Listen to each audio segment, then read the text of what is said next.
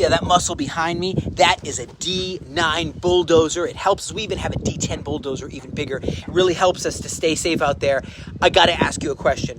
What is going on with the ceasefire deal? Egyptian just mediated a Gaza ceasefire deal proposal, which would see Hamas release 11 living hostages, 16 bodies of our brothers and our sisters for a 70-day truce, ceasefire. And we have to release then 1,100 murderers, terrorists, convicted murderers. And so we have to also withdraw our troops. That means we have to go back and retake the territory again. Isn't that going to drag it on? It's already 556 days. How much strength do people have to continue this? How are we going to defeat the Hamas if we withdraw and then have to go back in 70 days later? I don't know. Maybe you can help me. What do you think? Is that a wise strategy? We don't have to say yes to it, but maybe it's the only way to get these hostages back.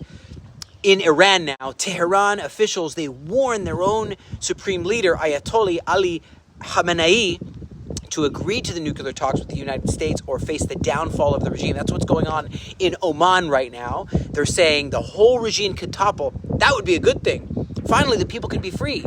And Khamenei previously said, no way am I going to discuss anything with those Americans, what they call the big Satan.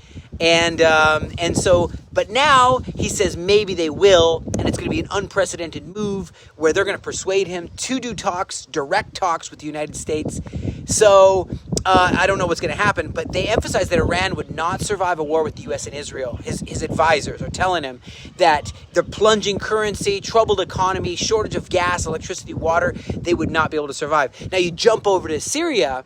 Look what's happening. Ahmed al-Shara al-Jolani, he met with the Israeli delegation in Abu Dhabi. That's confirmed by what's-his-face, the spokesperson for the Druze community. Both sides, Israel and this guy from ISIS, are saying let's normalize ties with Syria and Israel, as well as Emirati investments into Syrian infrastructure, like from the Dubai or Abu Dhabi or something.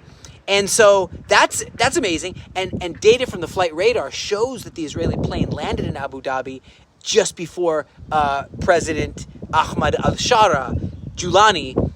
And so that's just phenomenal. They're actually talking. Will it work out? I'll tell you what we're doing. We're busy encircling Rafah. It's completely, we've got you surrounded. Come out, your hands up. You know, Rafah is completely surrounded. Troops have completely surrounded it, our guys, and established the Morag route, the corridor separating Rafah and Khan Yunis. They can't cross over there, and entered also the area of Duraj Tufah in Gaza City. So at the same time, you see this horrible propaganda. We see a sign of life of Eidan Alexander. He's an American, I believe, an American-Israeli soldier. And so the evil terrorist organization, Hamas, is putting this stuff out there, and they're probably making him read a script saying, Israel, you're bad, and you should just negotiate with terrorists. Is negotiating with terrorists the real best decision? I want to ask you in the comments. Please write something in the comments, and also share this video. I never ask people to share, comment, and subscribe, and click that notification bell, because that's how the truth can get out there. And I'm going to read Isaiah chapter 11, verse 14. They will swoop down on the shoulder of the Philistines in the west, and together they will plunder the people of the east. They will put out their hand against Edom and Moab, and the Ammonites shall obey them. Well, we know that the Palestinians have no relation to the ancient Philistines, but this verse is still true in Isaiah 11, verse 14.